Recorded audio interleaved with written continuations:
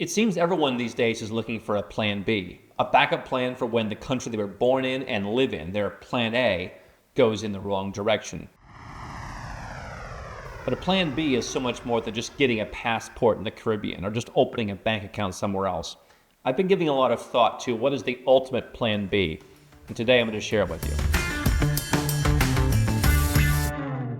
I'm going to explain the ultimate plan B. If you're someone who's looking to make a serious investment in multiple of everything that we suggest, we're putting together a special offer. Email help@nomadcapitalist.com and we can walk you through the details of that. I'm going to share with you a comment that inspired me to really give thought to what the ultimate plan B is. And this gentleman says, in the modern world, one's go bag is already in the closet. Things are already at the plan B location. One pulls the trigger at the slightest hint of pending calamity, because you can always go back if it was a false alarm. I think people are confused between plan A, plan B, and how to work between them. The reality is, my plan B always was my plan A. I grew up in the United States, didn't want to live there for any number of reasons. Didn't like the government, didn't like the way they approached things, didn't like the taxes, didn't like the lifestyle, and thought there were better opportunities in all those categories, including socially, somewhere else. So that's what I did. Now, I understand a lot of clients who come to us have businesses they feel they can't walk away from, have kids who are still in school, and other reasons that they're going to stay behind. A plan B, in my mind, gives you a higher level of certainty that you can get into that other country when times get bad, or that your money is still going to be there when your country does something silly. Ultimately, the goal of a good plan B should be being comfortable that it could be a plan A. And so we're going to approach this ultimate plan B as a place where you wouldn't mind putting a go bag in the closet in that place. You wouldn't mind flying there, as Robert Kiyosaki told us at Nomad Capitalist Live a few years ago, within 3 days.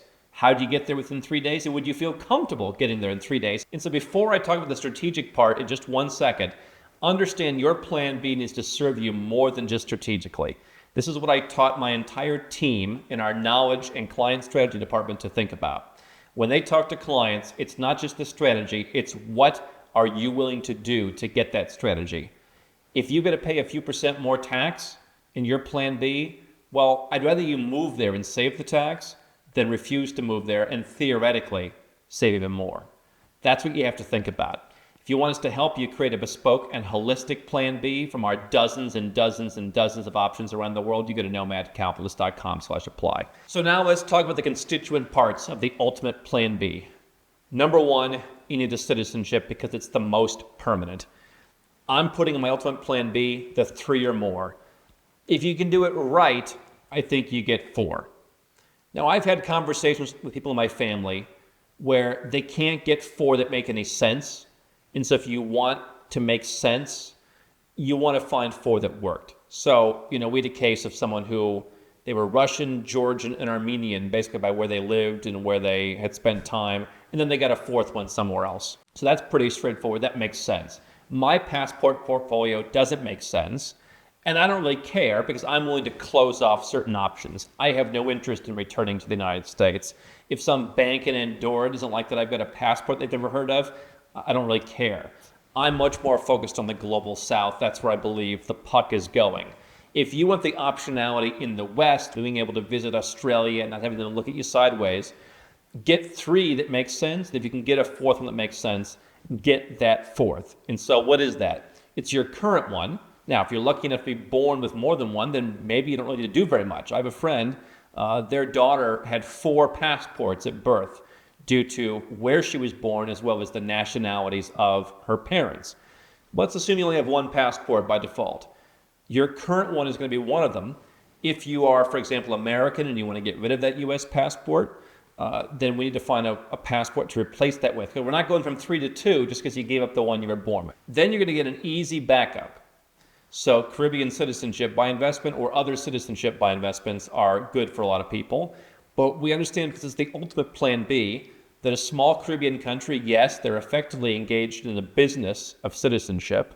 And so they have to run it like a business. They can't treat you badly. They can't do a lot of stupid stuff the way that other countries do. But they also don't have as much diplomatic heft.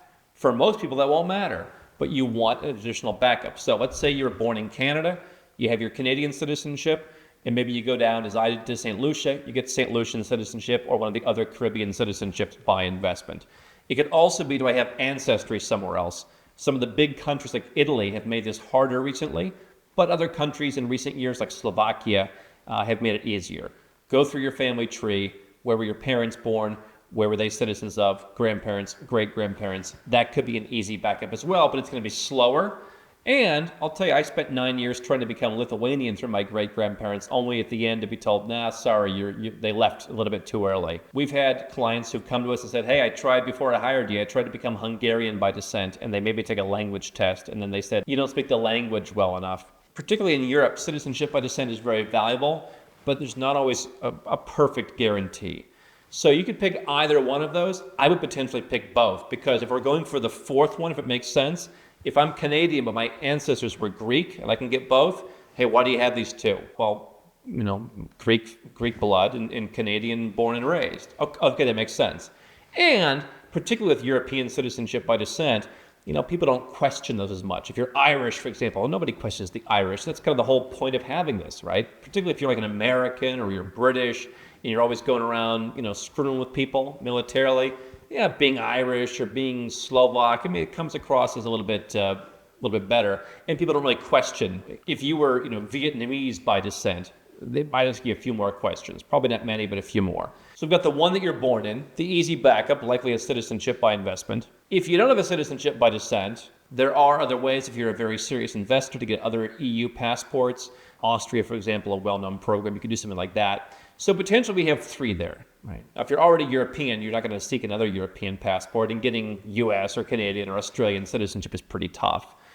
So we potentially have three as long as you're not European. What's the fourth?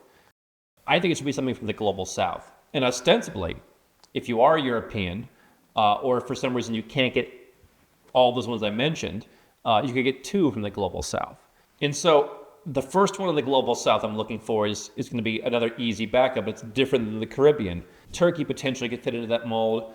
I'm also looking further afield. Egypt, Jordan, something like that, where I have an access to being part of the African Union, and maybe there's benefits from that in the future if I'm looking far into the future. Africa has gone a different direction than the West, and so whatever concerns you have in the West, chances are there's some African countries that are going in a different direction. Having access to that block wouldn't be the worst thing. You could also go to Latin America. You're generally not going to get citizenship by making a donation there. Argentina is talking about investment-based citizenship. But you could put in as little as 2 or 3 years living in Argentina, Paraguay, potentially Uruguay, 5 years in a place like Panama or Mexico. And you could, in many cases, do that in a tax-friendly way and still have time to travel the rest of the world part of the year.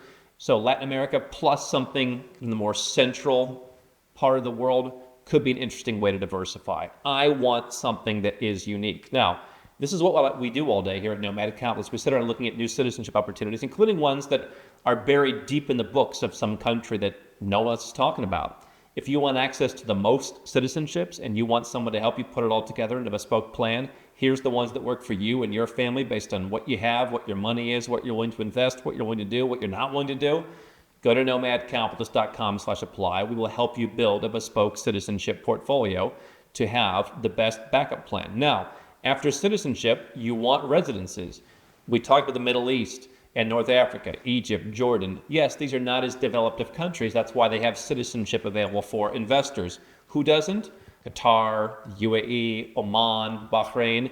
You can't get a residence permit in those countries. By buying bonds in Oman, by putting money in the bank, you're buying property in the UAE, by buying property in Bahrain, by investing in Qatar. You can get a residence permit in these very developed countries. So in the same way, I like that somewhere in that part of the world for citizenship, I like a higher caliber country, a more developed country for residence. Now, if you can invest potentially $50 million in the UAE, they may give you citizenship the way they have to a number of celebrity business people. If you do not, you're going to keep it as a residence permit. The good news is these residence permits generally last as long as you make an investment. And so we're killing two birds with one stone with an investment residence because we're diversifying our money. That's the part we're going to talk about later, is we want our money diversified as part of the plan B. Don't you leave and leave all the money behind. Don't move to Portugal from the US, but keep all your money in US banks. I'm not saying move it all to Portugal, but I'm saying don't leave it behind either. Have your money be diversified. And so in the Middle East, you put money in a bank, property, bonds, what have you, you get a residence permit. And I think those countries want you to stay there for a long time. So I'm going to pick one of those countries in that region in all likelihood, with the UAE being maybe the most popular one because it's well known. I'm also going to have something in Asia, preferably in the ASEAN region of Southeast Asia. Now, there is a citizenship I can get in Cambodia where I'm going to make a donation. It's more expensive than a lot of other ones. That could be good for someone who wants a higher level of permanence in Asia. If you just want the most affordable plan B, you're going to get a residence permit in Thailand, potentially, in the Philippines, I would say Malaysia, where I live. If I'm just starting out, I don't have a preference, I'm going to go to Thailand or the Philippines. I'm going to get a residence permit there. They're both relatively tax-friendly countries. Thailand, not quite as much anymore. And that's going to be the Middle East and Asia, my two tax-friendly, high consumer convenience places where I can go. Particularly if I live in the West, you see I'm getting further and further away. My citizenships don't have to be further and further away as long as they help me identify as someone who's got different options. But each residence permit, I'm going to get further and further away. I'm also going to go to Latin America, and especially if you're American or Canadian, get a Mexican residence permit. Why not? It's pretty straightforward to do. If there's a country that you like to live in, like Panama, okay, get that one. But I'm increasingly seeing people talking about, I want to live further away. I want Argentina, Uruguay, Paraguay, Chile. All of those are open. We filmed recently in Paraguay, and I think there's a lot of interesting stuff happening there. If you're open to somewhere up and coming, you go to Paraguay. If you want somewhere more European and developed, you go to Uruguay or Argentina. And out of those, if you want, tax friendliness because you might live there one day, you choose Uruguay for sure. So Uruguay versus Paraguay, two very good plan B options, because what I'm hearing more is I want to be further away from the chaos.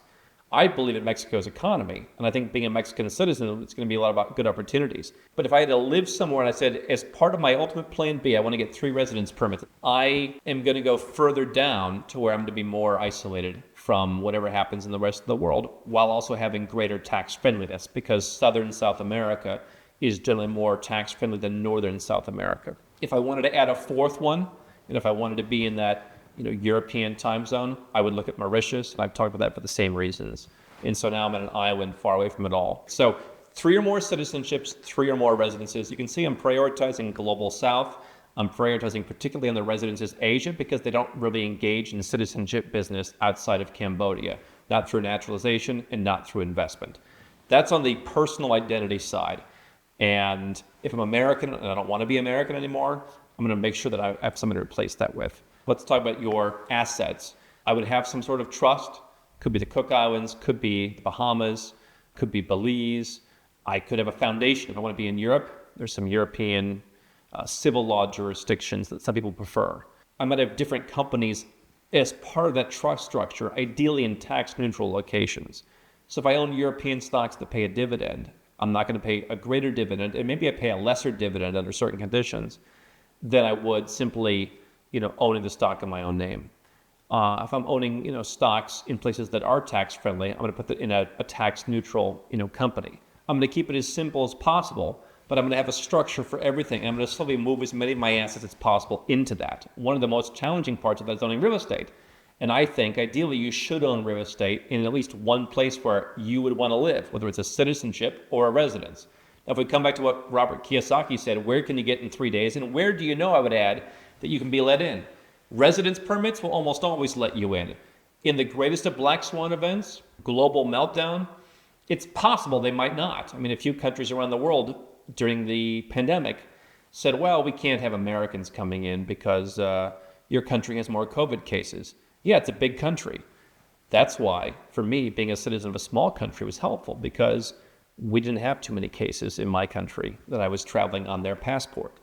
And so the citizenship offers more permanence. I would look at having a home in some place where you can go when you want to. Now, maybe you're not planning on leaving during a pandemic or a black swan event. Maybe you're just planning on leaving when the taxes start really bothering you. Have a home somewhere. You can look at how to structure that home as part of the trust structure, but it can be more difficult and it can get rather involved in some countries. And it may also make it difficult to get a residence permit, i.e., I own a home in Colombia. In order to have the residence permit that affords me, I have to personally own it. But you want to have some kind of trust structure. It's not just the trust, but it owns other entities. Maybe it owns your business. Maybe it owns other assets that you have. And then within that, both personally within that trust structure, I'm going to have some bank accounts. What I think is a good Plan B strategy is focusing more on the global south. You get higher interest rates, you diversify into different currencies.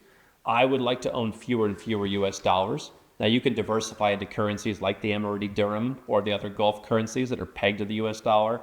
You can go to Hong Kong. It's difficult, but still possible to get a bank account. You can get bank accounts in Singapore, where the currency is pretty well tied to other major currencies, but not pegged. But I also think, and I've been telling you for years, the Georgian lari, the Armenian dram. I've been looking more at the Azerbaijani manat. Yes, the peg has been broken, but effectively trades right now at 1.7 to the dollar. You're at a pretty high interest rate.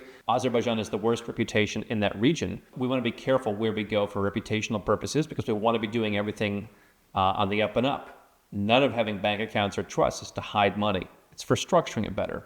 You will, depending on where you live, to file forms. The benefit of me having my Plan B be my Plan A is I get to choose where I want to go and dictate my tax and reporting policies.